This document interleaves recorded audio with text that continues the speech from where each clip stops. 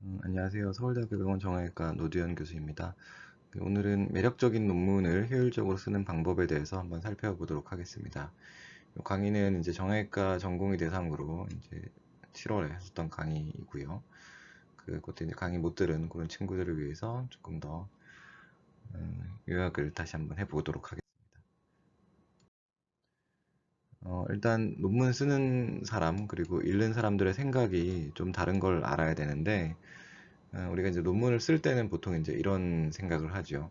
우리가 이제 이런 훌륭한 연구를 통해서 우리가 한 100 정도의 지식을 이제 알게 됐다. 그러면은 이 중에 사실은 키가 되는 정보는 한 10 정도 됩니다. 근데 이제 우리가 논문을 쓰는 입장에서는 이 알게 된 100을 다 이제 보여주고 싶어 합니다. 그래서 그렇지만은 사람들은 바쁘죠. 특히 이제 논문을 읽는 사람들은 굉장히 이제 바쁠 겁니다. 근데 이제 이런 사람들은 전체 연구에서 5, 5%만 키가 되는 것만 알고 싶어 하죠. 100을 다 보여주면 이제 오히려 안 보는데 이런 디스크러펀시에서 이제 문제가 잘 생기는 겁니다.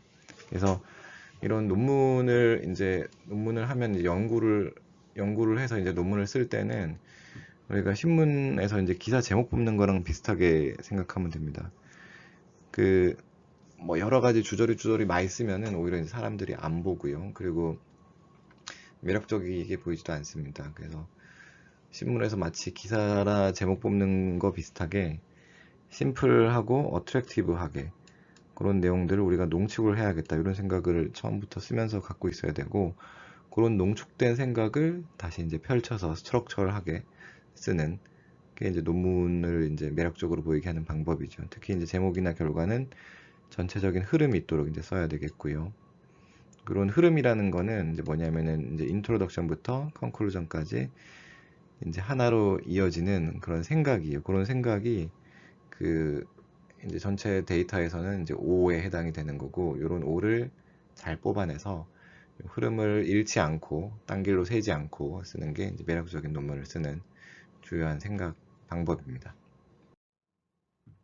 그래서 이제 우리가 논문을 왜 쓰는지 잘 생각해 보면은 뭐 이제 이런 거를 하려고 쓰죠. 내가 이런 환자들을 쭉 관찰해 봤는데 결과가 이랬다.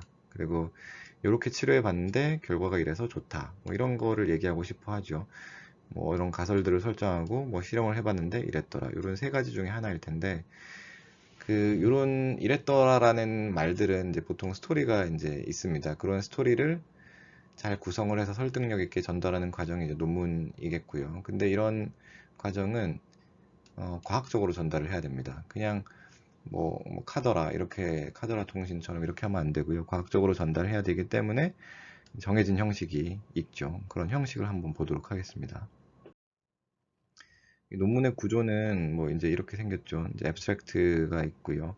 그리고 키워드가 있고, 그 다음에 이제 본문은 introduction, method, result, discussion, conclusion으로 이제 구성이 됩니다. 각각이 어떤 스트럭처로 이루어졌는지 이제 의학 논문의 경우 어떻게 되는지 한번 보도록 합시다. 논문의 구조는 이제 뭐 구조적으로 그려보면 다음과 같습니다. introduction은 general 그리고 known, unknown, question, hypothesis로 돼 있고 method는 이렇게 돼 있고 result 이렇게 돼 있습니다. 각각을 좀 자세하게 설명을 하면은 introduction은 이렇게 이제 펀넬 스트럭처로 돼 있습니다. 그래서 제너럴한 거는 굉장히 이제 넓은 어떤 스콥 있죠. 그런 스콥에서부터 그 다음에 점차 좁아지는 거예요. 일반적으로 알려진 사실들을 이제 설명을 하고 그런데 여기서 안 알려진 사실은 이거다. 그러면 이제 안 알려진 사실이 이거라고 생각이 되면은 우리가 이거를 알아야겠네 이 생각이 들죠. 그런 거를 스터디 퀘스천이랑 가설로 삼는 겁니다. 보통은 이제 하나 혹은 두 개를 삼게 되고요. 그 다음에 이제 메소드는 내가 이 가설을 증명하기 위해서 어떤 방법을 썼나라고 설명을 하는 건데 보통은 이제 세 크게 덩어리로 되어 있습니다. 그래서 서브젝트랑 디자인이 있게 되겠고요. 여기서는 인클루전, 익스클루전에 대한 디테일한 디스크립션을 해야 됩니다. 그리고 이제 이밸류에이션 메소드를 써야겠고요.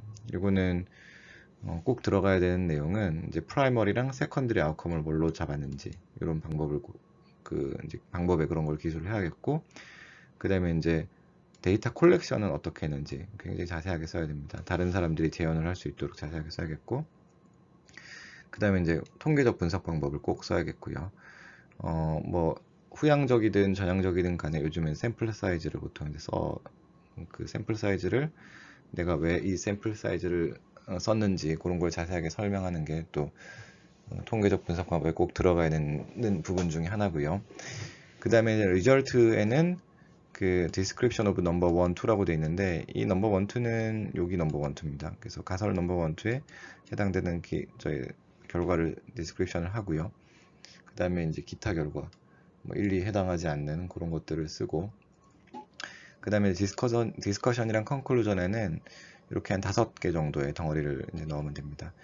이 연구를 내가 왜 했는지, 그러니까는 인트로덕션을 한 번 더 이제 요약하는 셈이 되겠죠. 그리고 그 결과 1에 대한 해석, 2에 대한 해석, 요걸 이제 열심히 하면 되고, 그 다음에 리미테이션을 달면 되고, 컨클루전을 이제 플라이드 오브 아이디어 없이 이제 내면 됩니다.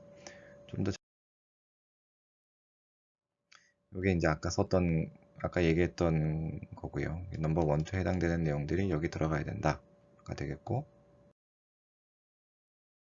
그 다음에 이제 넘버 1, 2에 해당하는 결과들을 해석은 여기 들어가야 됩니다.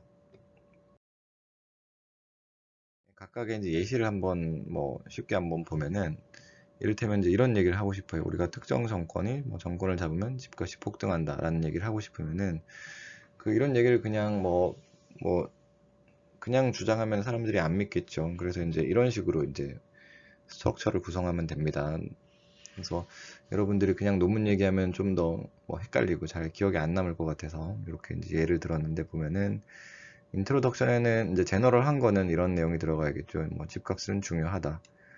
집값이 중요하다, 그래야 이제 집값에 대한 얘기를 할 수 있으니까. 그 다음에 알려진 사실을 이제 기술을 하는데, 정권과 관련이 있다는 연구가 있다. 뭐 사전 연구에 대한 언급을 하는 겁니다. 누구누구는 이랬고 누구누구는 이랬다. 근데 이제 안 알려진 사실은 뭐 정권이라는 게 뭐 계속 바뀌는 거니까 특정 정권이 정말 그런지는 모른다. 이제 이게 우리가 알려지지 않은 사실이죠.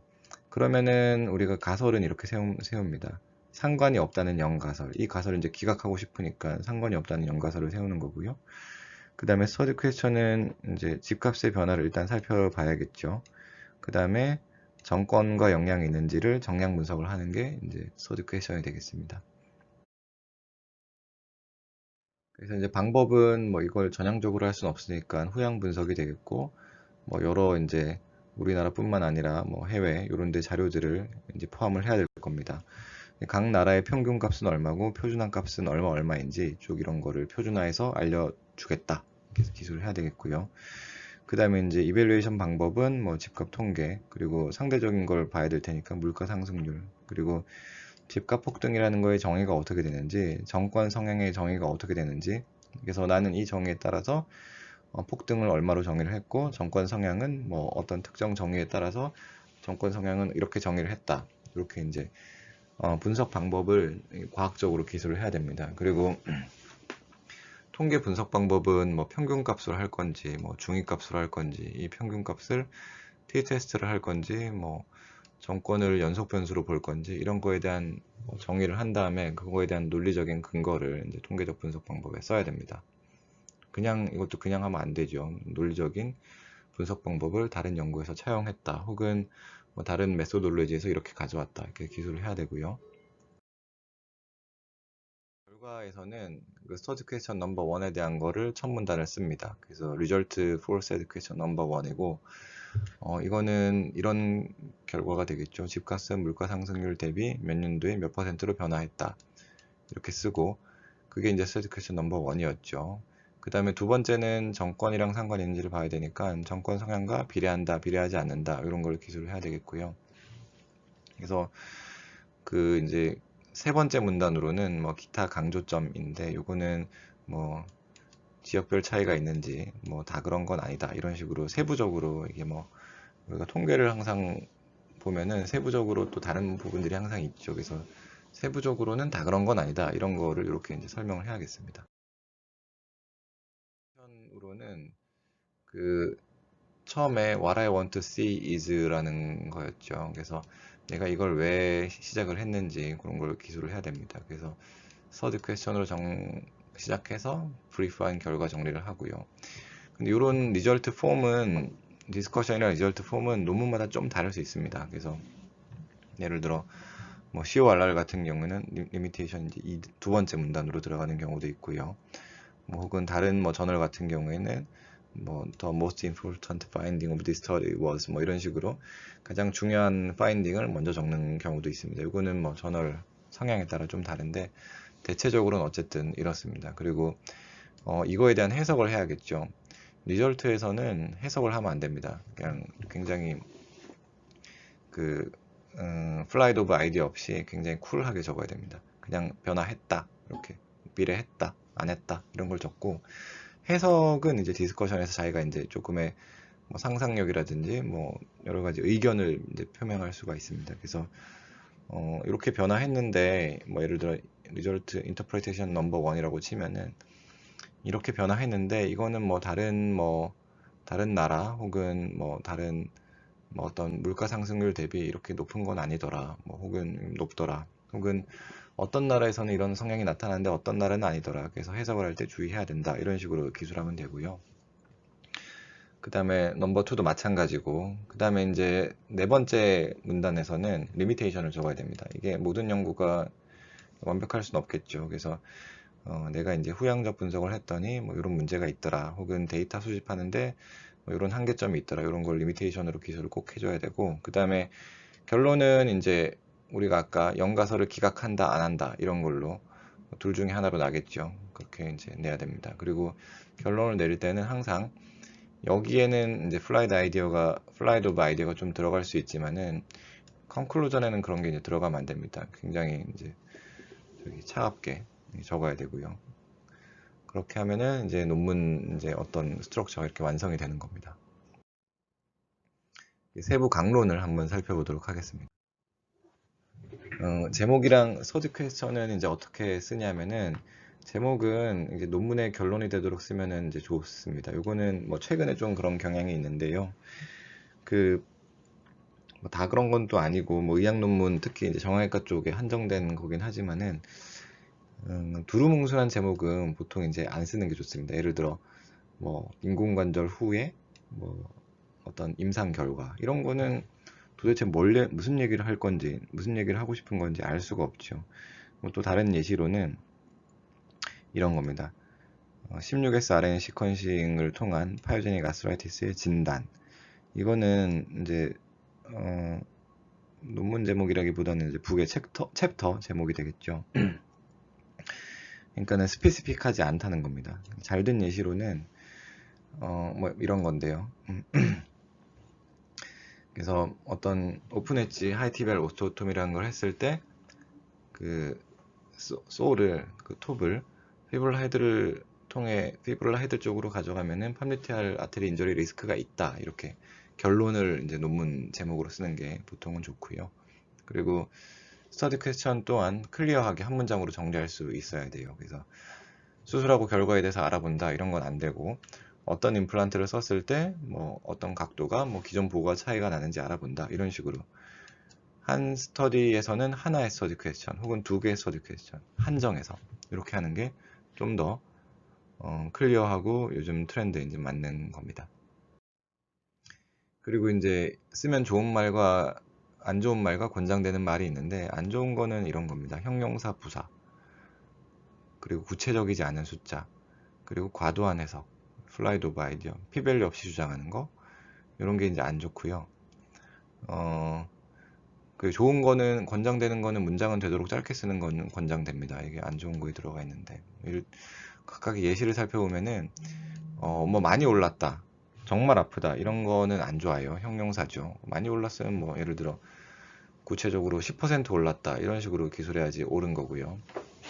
그 다음에 구체적이지 않은 숫자 뭐 increased by several fold 뭐 이런 거 여러 배 올랐다 몇 배인지 써야 되죠. 그리고 뭐 이제 과도한 해석 뭐 어마어마하게 위험하다 이런 것도 마찬가지로 안 좋습니다. 이런 거는 되도록이면 구체적으로 퍼센트를 이제 적어주는 게 좋겠고요. 뭐 이를테면 이제 이런 겁니다. 뭐 이런 것도 아까 했던 말이라서 이제 패스를 일단 하고요. 그리고 이제 스터디 디자인도 이제 잘 봐야 되는데 우리가 이제 임상의학 연구에서는 이제 크게는 관찰적 연구가 있고 실험적 연구가 있고요. 우리가 이제 실질적으로 이제 많이 하게 되는 연구는 이런 연구들이죠.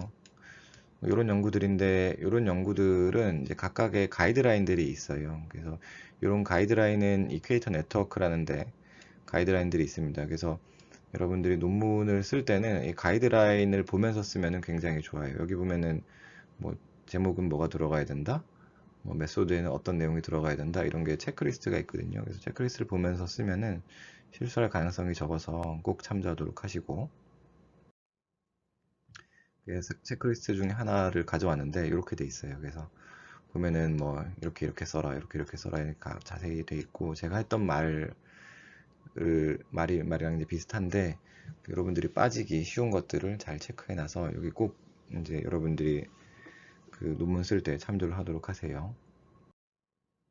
그리고 이제 시제는 뭐 이제 일반적으로는 뭐 여기 변동사항들이 있습니다만 일반적으로는 이렇게 이제 돼요. 그래서 인트로덕션에서 이제 제너럴한 부분은 현재 시제로 이제 하고요. 얘가 이렇게 되겠고, 우리가 찾아낸 특정한 것은 이제 과거 시제로 합니다. 뭐 이런 환자들 중에서는 뭐는 어땠다, 월 이런 과거 시제로 하고요. 결론에 알아내서 이제 제너럴하게 적용시켜야 하면은 이제 현재 시제로 하고요. This model enables 이런 식으로, we recommend 이런 식으로 현재 시제를 쓰는 게 좋습니다. 효율적으로 쓰는 방법에 대해서 좀 다시 리뷰를 해보겠습니다. 일단은 이거는 뭐 사람마다 생각이 좀 다를 수 있어요. 그래서 보통 제가 하는 방법들을 이제 써놓은 건데요. 보통은 PPT나 노트로 이제 생각을 평소에 정리를 해 놓습니다. 이제 이런 아이디어가 뭐 가끔 자다가도 떠오르고 환자 보다가도 떠오르는데, 그런 크루드한 아이디어에 대해서 대략적으로 제목을 적고요. 그 다음에 뭐 이런 식으로 적고, 그 다음 비슷한 문헌 조사를 이제 해야 되겠죠. 대부분의 연구는 되어 있는 게 많습니다. 그래서 불필요한 연구를 두 번 할 필요는 없기 때문에 문헌 조사를 해서 이제 살펴보고 또 며칠을 이제 좀 잘 묵혀놓죠. 그래서 자기가 생각을 뭐 자면서도 정리하고, 뭐 환자 보면서 뭐 이제 지하철 타면서 정리를 이렇게 생각을 합니다. 그리고 이제 내가 가진 자원을 리뷰를 하고요. 근데 이제 모든 문헌들이 내가 가진 어떤 궁금한 점을 다 해결해 놓진 않았을 거예요. 그래서 그런 내가 가진 자원 속에서 내가 궁금한 거를 어떻게 해결할 수 있을 건지 돌파구를 이제 고민을 해봐야 되고요. 그 다음에 이제 파일럿 애널리시스를 이제 해보는 겁니다. 파일럿 애널리시스는 내가 가진 자원을 통해서 해보는 거고요. 그렇죠. 처음부터 모든 걸 다 알고 연구하진 못하죠. 네. 그래서 뭐 예를 들면 이런 겁니다. 그 우리가 보통 인공관절 수술을 이제 할 때 이제 이런 환자들이 이제 종종 있죠. 밥만 먹고 힘들고 수술을 이제 뭐 힘이 없어하고 기력이 약하고 이런 환자들이 있는데, 그런 것들이 혹시 뭐 실험 알부민이랑 연관되어 있지 않은가, 이런 생각을 이제 환자보다가 할 수가 있겠죠. 그러면은 문헌 조사를 이제 하는 겁니다. 보면은 뭐 여러 사람들이 굉장히 많은 연구를 당연히 해놨을 거예요. 그래서 이런 거를 보고 정리를 쭉 해보고, 그 다음에 중요한 내용들은 이렇게 하이라이트를 쳐놔서 다시 봤을 때 까먹지 않도록 해놓고, 그리고 논문 제목들이 들어가서 혹은 PMID 같은 게, 펌메드 ID 같은 게 있어서 나중에 찾기 쉽도록 이렇게 캡처를 이제 해놓고요. 그래서 이런 거를 이제 한 번에 모든 생각이 원래 정리가 잘 안 됩니다. 그렇기 때문에 이걸 정리를 일단 해놓고 나중에 다시 보고 리뷰도 다시 한번 해보고, 그 다음에 내 생각을 다시 한번 돌이켜보고, 이런 과정들을 쭉 이제 여러 번 왔다 갔다 하면서 거쳐야 되고요. 그리고 나면은 이제 이런 이제 디자인들을 이제 떠오르게 되죠. 기존 스터디와 이제 다른 점을 어떻게 이제 돌파구를 마련할 것인지. 그리고 우리가 가진 이제 데이터들이 이제 프리리미너리 데이터들이 있을 겁니다. 그래서 이런 것들을 이제 뭐 사전 분석을 해보는 거예요. 이렇게 대충 보고, 아, 요런 게 이제 보고되지 않았는데 내가 가진 자원을 통해서 파일럿으로 분석을 해봤더니 요런 게 좀 의미가 있을 것 같고, 이런 걸 보여주면 새로운 지식이 되겠다. 그래서 기존 문헌들을 그에 맞춰 이제 정렬을 시키는 겁니다. 그러면은 기존 문헌들의 장단점들이 거기에 맞춰 정렬이 이제 되는 거겠고, 그 장단점들을 통해서 아까 그런 인트로부터 해서 메소드, 뭐 리절트 이런 스트럭처에 어떤 논문을 어떤 곳에 이렇게 배치시키면 될지, 이런 게 정리가 좀 더 되겠죠.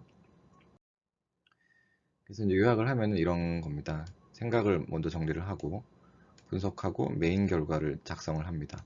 그 다음에 테이블 피겨를 작성을 하고요. 그 다음에 인트로덕션을 이제 마지막에 쓰는 분들도 있고 한데 저는 보통 이제 처음에 자세히 좀 쓰고요. 그리고 근데 자세히 쓸 때 이게 레퍼런스를 다 찾고 자세히 쓰고 그러진 않습니다. 뭐 내가 원하는 그런 아까 키 스트럭처 있죠. 제너럴한 거, 알려진 거, 안 알려진 거, 가설 이렇게 있는데 제너럴한 거를 한 문장 한 문장씩 문장의 키 센턴스를 두 갈식으로 보통 적어 놓고요. 그 다음에 이제 넘어가는 센턴스들을 이제 적어 놓고 그 다음에 레퍼런스를 찾죠. 그런 식으로 하고 그 다음에 이제 메소드 자세히 쓰고 이제 디스커션을 쓰죠. 리절트는 이제 미리 입원에 돼 있으니까. 디스커션은 PPT 아까 사전 문헌 조사해 놓은 거를 참조해서 구성을 하면 되겠고요. 일단 뭐 세부적인 사항을 좀 살펴보면은 문헌 조사는 익스텐시브하게 열심히 찾아봐야 되겠고 펀메드, 구글을 이제 주로 찾아보면 되겠습니다. 교과서를 이제 우선에 교과서는 보통 이제 공부가 다 돼 있으니까 뭐 따로 아까 얘기는 안 했는데 교과서 공부가 안 돼 있으면 교과서를 먼저 공부를 해야 되겠고 유명 잡지의 어떤 리뷰 아티클, 커런트 컨셉 그리고 유명 잡지의 하이 퀄리티 스터디 그다음 기타 잡지의 논문들까지 이제 익스텐시브하게 조사를 하고요. 아까 말했듯이 PPT로 정리해 놓으면 나중에 편하고 PMID를 체크해 놓으면 나중에 두 번 찾는 수고를 좀 덜 수 있습니다. 그리고 중요한 부분을 이제 드래그 그어 가지고 이제 하이라이트 쳐서 펀매드 페이지를 캡처해 놓으면 편하고 저는 이제 보통 이렇게 하죠. 그래서 뭐 페이션 서바이벌 같은 경우에는 이게 나중에 보면은 이렇게 읽어보기 또 귀찮고 그렇습니다. 그래서 올랐다 안 올랐다 이런 것들을 중요하게 이제 생각되는 부분들을 이렇게 보기 쉽게 표시해 놓고 그리고 중요한 문장들은 이렇게 캡처를 해놔요. 이런 건 나중에 디스커션에 들어가야 될 가능성이 높기 때문에 그리고 이제 스터디 퀘스천이랑 관련 논문들 이런 거를 정리를 쭉 해놓죠. 그래서 스터디 퀘스천 내가 이렇게 해야겠다 이렇게 해놓고 이키보컬한 것들은 또 이렇게 표시를 해놓고요. 그리고 이제 이제 결과 테이블을 작성을 해야 되는데 분석이 끝나면은 테이블은 테이블 1, 2, 3가 이제 보통 있다고 기억해 놓으면 쉽습니다. 테이블 1은 보통 이제 메소드 섹션에서 이제 인용을 하게 되겠고 디스크립티브한 통계들을 이제 분석을 해 놓는 겁니다. 저희 논문 예를 들면은 환자 특성을 이제 기술을 하는 거예요. 우리 뭐 기관이랑 다른 기관이랑 환자 수가 어땠고, 그 다음에 그 환자들이 어떤 약제를 쓰고, 뭐 나이가 어떻고, 몸무게가 어떻고 이런 기본적인 정보들을 이제 요약하는 테이블이 되겠고요. 테이블 2는 1차 결과예요. 테이블 이제 1을 이제 분석한 1차 결과가 되겠습니다. 그래서 우리가 이 논문에서는 수열을 이제 어떤 수열을 예측하는 그런 뭐 연구였는데 그래서 수혈을 한 군과 수혈을 하지 않은 군의 아까 봤었던 그런 특성들이 어떻게 차이가 나는지 여기 p-밸류가 이제 이렇게 들어가게 되겠죠. 디스크립티브 한 거랑 인퍼런셜 한 거랑 같이 섞여 있는 겁니다. 그 다음에 테이블 3는 이제 테이블 1에서 테이블 2로 이제 가공을 좀 했죠. 그 가공한 거를 최종적으로 이제 결과에 가깝게 결론에 가깝게 가공을 한 테이블이 되겠고 테이블 3를 보면은 보통 이제 이 논문이 하고자 하는 말이 뭔지 명확하게 이제 알 수가 있습니다. Inferential Statistics고. 그래서 여기는 보면 오즈 레이쇼를 봤죠. 트랜자믹 애시드를 쓴 환자가 오즈 레이쇼가 굉장히 낮다. 우리가 결국에는 이런 얘기를 이제 하고 싶은 거예요. 이런 중요한 변수들이 있다. 이런 얘기를 하고 싶은 건데, 그거를 이제 테이블 3에 농축해서 이제 보여주는 겁니다.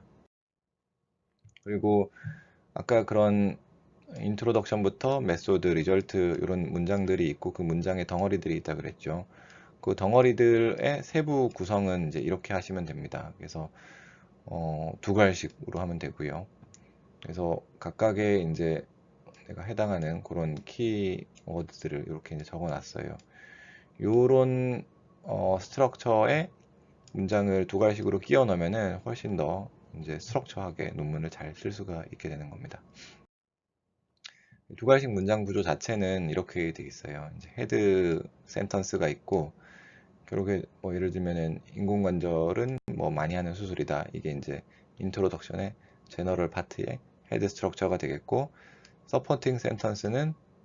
옆에 예시가 있네요. 그래서 예를 들어 인공관절은 통증 감소에 효과적이다. 이게 이제 헤드 센턴스면은 서포팅 센턴스는 뭐 통증 감소를 어떤 사람은 뭐 몇 퍼센트 보고했다. 어떤 사람은 뭐 약보다 어떤 게 더 통증에 효과적인 거를 보고했다. 이런 게 이제 되겠고, 그 다음에 이제 이 문단이 다음 문단으로 넘어가야 되기 때문에 그런 거를 넘어가는 사전 작업을 네 번째 문장에서 합니다. 하지만 누구누구는 효과 없음을 보고했다. 반대되는 걸 보고하고요.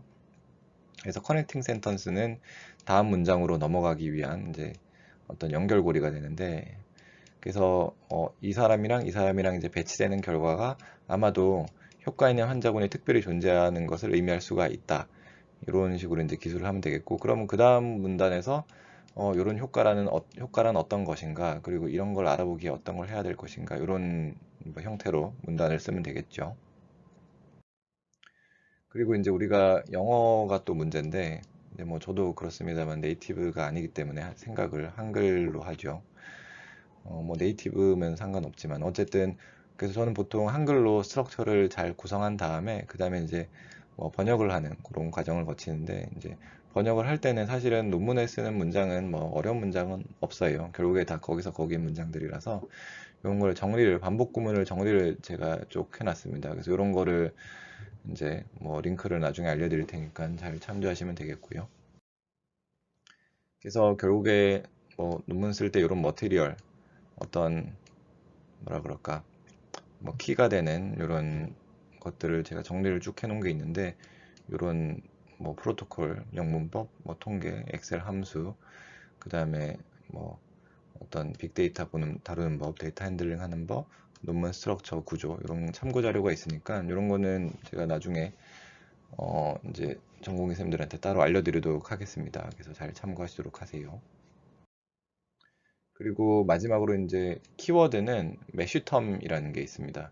그 키워드 그냥 자기가 쓰고 싶은 거 아무거나 쓰면 안 되고요. 그 메디컬 텀이 이제 우리가 표준화된 그런 텀이 있으니까 여기서 검색해서 나오는 거를 꼭 사용하도록 하세요. 그렇죠. 그리고 끈기와 노력이 굉장히 이제 중요하죠. 그래서 끈기 있게 열심히 엉덩이 깔고 앉아서 쭉 쓰는 게 중요합니다. 개인적으로는 처음에 그 저기 2년차 때 처음 이제 그 SCI 논문을 썼었는데, 그때 쓸 때 굉장히 이제 힘들었습니다. 한 문장 한 문장이 고통이었고, 그 엉덩이 깔고 앉아서 정말 힘들었었는데, 근데 한 번 하고 나면은 두 번째는 좀 더 쉬워지고, 세 번째는 그보다 더 쉬워지고, 그런 게 있어요. 그래서 처음 하는 게 어려우니까 여러분들이 그런 어떤 끈기, 노력을 잃지 않고 열심히 해서 또 많은 의학 발전에 어떤 도움이 되길 기원합니다.